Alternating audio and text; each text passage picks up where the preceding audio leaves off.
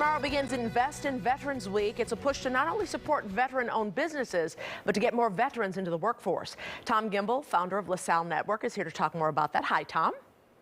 Always good to be with you, Micah. Oh, always good to have you. Tom, how do businesses or how should businesses go about getting veterans into the workforce? Well, I think it really takes a concerted effort, right? I mean, if you're going to advertise on Indeed or CareerBuilder or Monster.com, you want to make sure that you put in there that you are requesting veterans, that's a plus, obviously. And then you want to go to targeted military veteran sites. And all you have to do is Google United States military veterans, and then whatever city or area you live in, and you're going to get a plethora of job boards and advertising vehicles that are going to drive you to how to find these folks. But once you get one, it's reinvesting in the community, and there's so many different ways to reach out to veterans in addition to employment, right? I mean, there's wounded warriors and scholarship funds, and when you get more involved, your company becomes a bigger proponent of helping veterans in a wide variety of ways, and it makes you a more attractable employer. It adds more to diversity, of course. And veterans, there are veterans with such great qualifications that are often overlooked. Well, there's no doubt about it. You're talking about people that were overseas, usually. There's also ones who never were sent overseas. But you've got people who were overseas. If they were in combat, they were operating huge machinery, doing huge logistics. They don't have to always have come from Afghanistan or the Gulf War era back in the 90s. You've got people who were veterans and served for the GI Bill to go to college, that never even went overseas to go to battle. There's so many different levels of officers as well as enlisted folks. So it's not just people that are coming out. And I think people think veterans, they think shooting guns or crawling on the ground doing obstacle courses. It's so much more than that with our veterans. They're heroes, number one. But number two, their skills and their bandwidth and their work ethic is second to none. Yeah, I was going to say, the work ethic is phenomenal. Their discipline, as far as work is concerned, is phenomenal as well. It's such an asset to a company.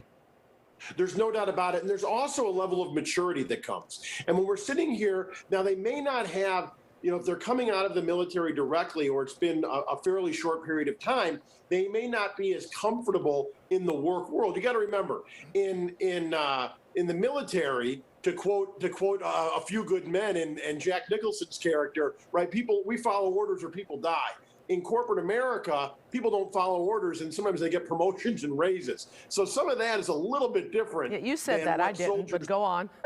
Right, some of it's different than what soldiers are used to, what veterans are used to. So there is an emotional period that takes the transition into corporate America. And I think as corporate leaders, we need to understand that and really lend a helping hand to help people through that transition, and not just expect them to jump right in and be ready to do the corporate boogie woogie, if you will, but to actually learn the dance steps. If there are a lot of employers out there who may be watching, how do you become welcoming to veterans? Well, there's a wide variety. Like I said, don't think of it as just hiring a veteran and then you're done. Mm-hmm. You actually want to give back to the community, whether it's wounded warriors or scholarship funds. It doesn't have to be a ton of money. It just shows that you're committed to it.